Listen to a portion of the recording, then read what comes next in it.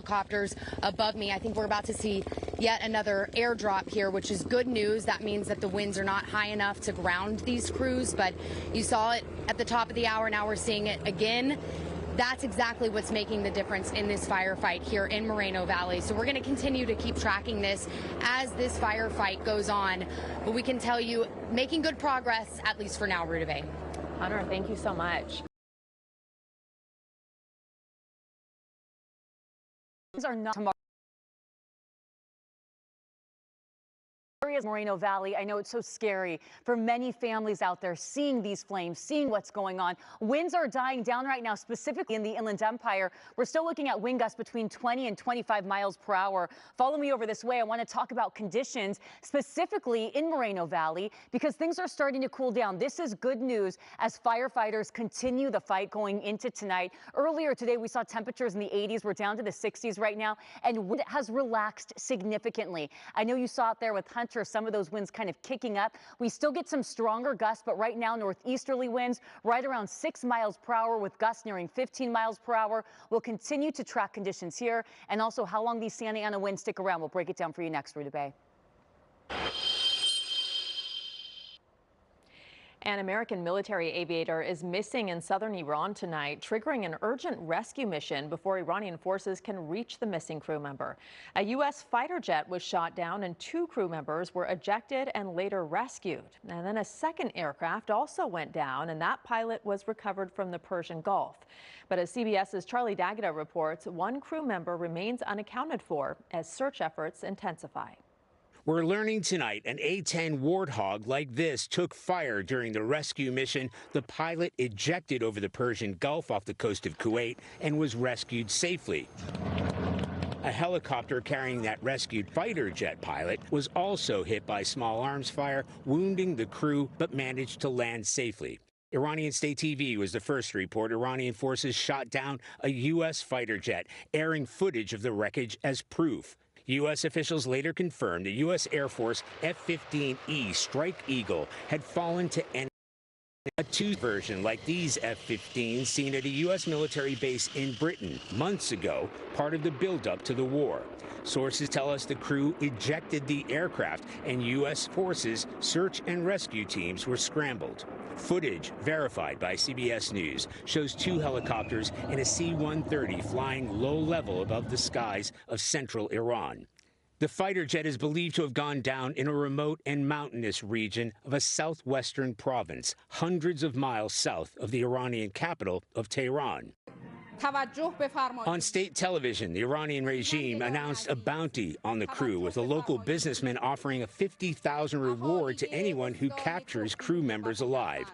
The U.S. military will have rehearsed a search and rescue mission like this with teams on standby, especially in a military operation on this kind of scale. Crews are equipped with GPS and beacons with them to track their location and radios to contact rescue teams. Charlie D'Agata, CBS News, London. 23 Democrat-led states and D.C. are suing to block President Trump's latest executive order that aims to restrict mail-in voting. The lawsuit, led by California, says the order is an unconstitutional attempt to interfere with states' administration of elections. The executive order, signed on Tuesday, lays out new requirements related to mail voting and calls for a list of U.S. citizens eligible in federal elections. President Trump's handpicked U.S. attorney under fire tonight for an unprecedented losing streak in cases involving assaults on ICE agents and over actions his office is bringing bogus cases trial. CBS LA Police report is here now to show us which are drawing new scrutiny and why. Yeah, there's a focus on a group of them. We'll get into that here just in a second, Rudabeh. So 7 trials, 7 losses. LA juries are rejecting the Trump administration's prosecution of protesters accused of assaulting immigration agents. And now, according to the LA Times, judges are lashing out at federal prosecutors in at least one case for not turning over evidence before trial.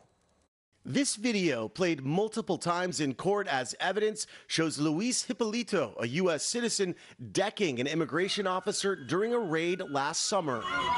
Hippolito was tackled and arrested. His trial just ended with an acquittal. His attorneys argued Hippolito thought he was defending a woman from a kidnapping from masked men. The jury sided with him. His attorneys say federal prosecutors in LA are recklessly prosecuting protesters, knowing they won't win just to please the White House. I don't think they care what the optics are. I think they have their agenda and they're going forward with these cases regardless. These are politically driven prosecutions, no question. The case marked one in a series of staggering losses for the U.S. Attorney's Office since President Trump installed his staunch ally, former Republican State Assemblyman Bill Asaley, as acting U.S. Attorney. Asaley's record so bad, according to the LA Times, Asaley's prosecutors have failed to notch a single win in cases involving defendants accused of assaulting immigration agents during protests. There's been a total of 7 acquittals on top of cases where charges were dropped before trial. The jurors here are not buying it,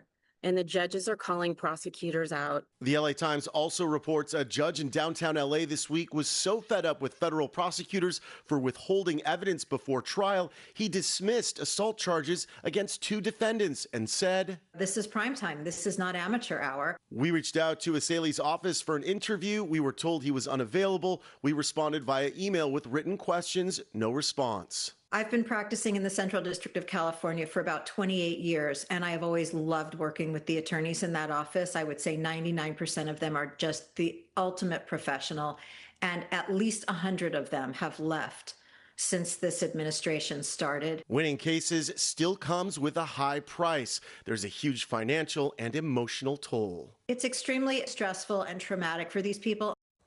Criminal defense attorneys say tactics used by ICE are having a huge impact on jury pools.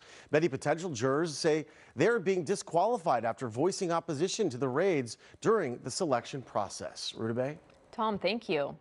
A local food bank is worried about a drop in people coming in for services. Mend or Meet Each Need with Dignity is a nonprofit that's been operating in the San Fernando Valley for 55 years. And this past year, the CEO tells us volunteers have seen a 15% drop in people coming in for help. She thinks gas prices might be to blame.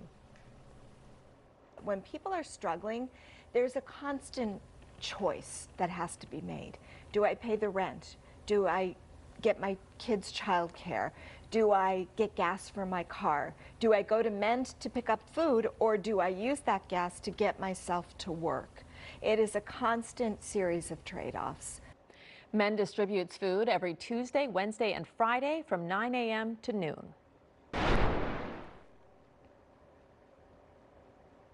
UCLA is not done dancing.